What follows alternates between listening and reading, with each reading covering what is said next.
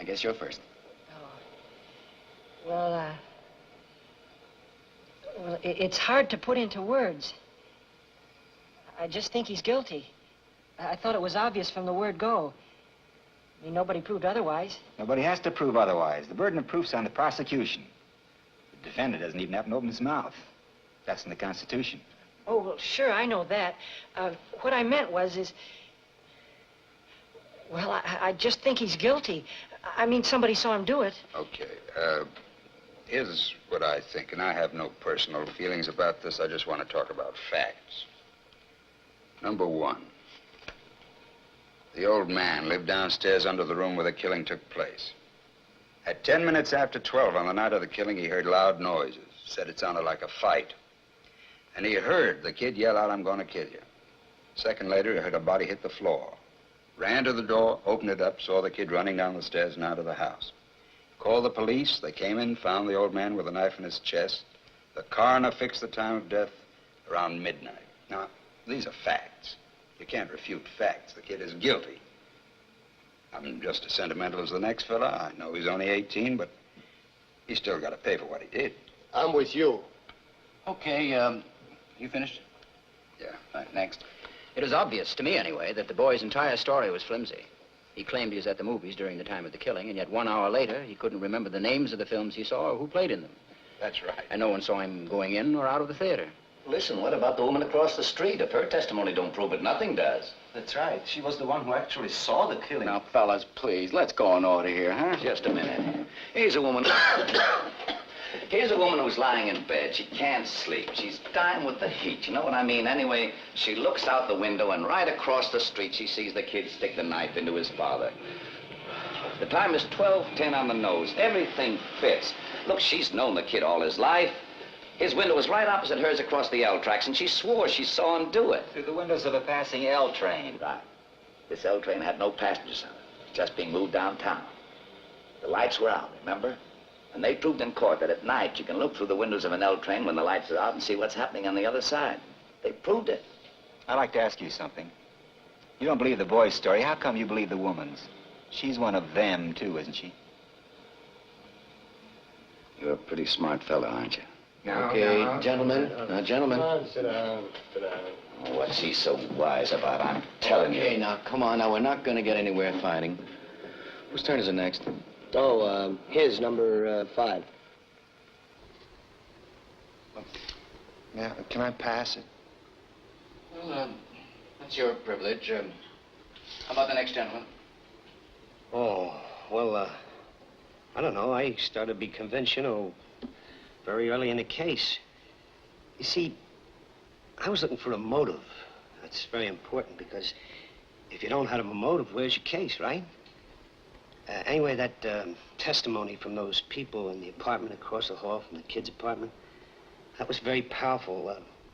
Didn't they say something about a fight, an argument between the old man and his son around about 7 o'clock that night? I mean, I could be wrong, but It was 8 o'clock. It was 8 o'clock, that's right. They heard an argument. They couldn't hear what it was about. Then they heard the father hit the boy twice. Finally, they saw the boy run angrily out of the house. What does that prove? Well, don't exactly prove anything. It's just part of the You picture. said it provided a motive. And the prosecuting attorney said the same thing. I don't think that was a very strong motive.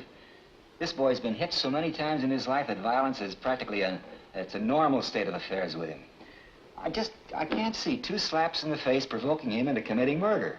It may have been too many. Everyone has a breaking point. Anything else? No. Okay. How about you? I don't know. It's all been said. You can talk here forever. It's still the same thing. This kid is 5 for 0. Well, look at his record. When he was 10, he was in children's court. He threw a rock at a teacher. When he was 15, he was in reform school. He stole a car. He's been arrested for mugging. He was picked up twice for knife fighting. Oh, yeah, they say he's real handy with a knife. Oh, this is a very fine boy. Ever since he was 5 years old, his father beat him up regularly. He used his fists. Well, so would I. A kid like that? Huh. It's these kids, the way they are nowadays. When I was a kid, I used to call my father Sir. That's right. Sir, you ever hear a kid call his father that anymore? Fathers don't seem to think it's important anymore. You got any kids? 3. I got one. 22 years old.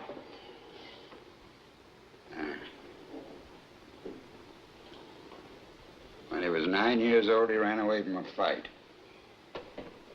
I saw it. I was so embarrassed, I almost threw up. I said, I'm going to make a man out of you if I have to break you in two trying. Well, I made a man out of him. When he was 16, we had a fight.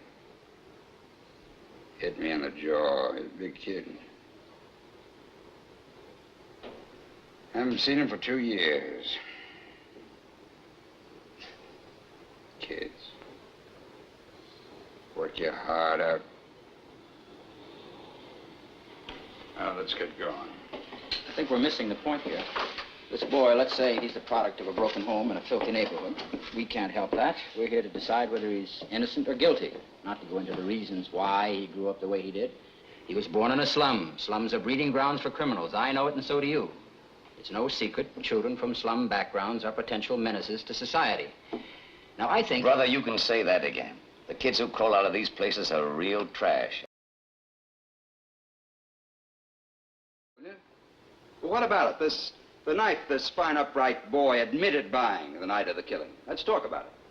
All right, let's talk about it. Let's get it in here and look at it. I'd like to see it again, Mr. Foreman. We all saw what it looks like. Why do we have to see it again? The gentleman has a right to see exhibits and evidence. Say, could you bring us the knife? Knife? Yeah, thank you. The knife and the way it was bought is pretty strong evidence, don't you think? I do. Good. Now, suppose we take these facts one at a time.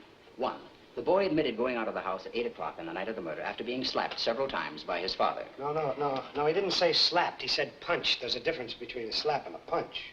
After being hit several times by his father. 2, he went directly to a neighborhood junk shop where he bought one of those... switch knives. Switchblade knives. This wasn't what you'd call an ordinary knife. It had a very unusual carved handle and blade. The storekeeper who sold it to him said it was the only one of its kind he had ever had in stock. 3, he met some friends of his in front of a tavern about 8:45. Am I right so far? Yes, you are. You bet he is.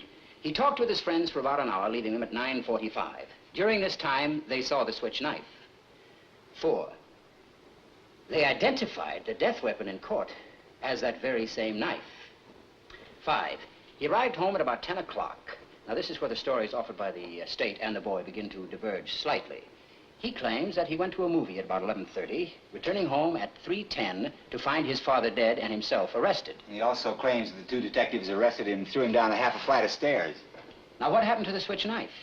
He claims that it fell through a hole in his pocket on the way to the movie sometime between 11:30 and 3:10, and that he never saw it again. Now, there is the tale, gentlemen. I think it's quite clear that the boy never went to the movies that night. No one in the house saw him go out at 11:30. No one at the theater identified him. He couldn't even remember the names of the pictures he saw. What actually happened is this. The boy stayed home, had another fight with his father, stabbed him to death, and left the house at 10 minutes after 12. He even remembered to wipe the knife clean of fingerprints.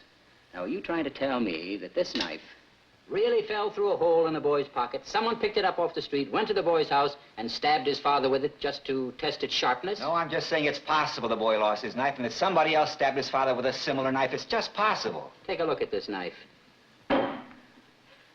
It's a very unusual knife. I've never seen one like it. Neither had the storekeeper who sold it to the boy. Aren't you asking us to accept a pretty incredible coincidence? I'm just saying a coincidence is possible. And I say it's not possible.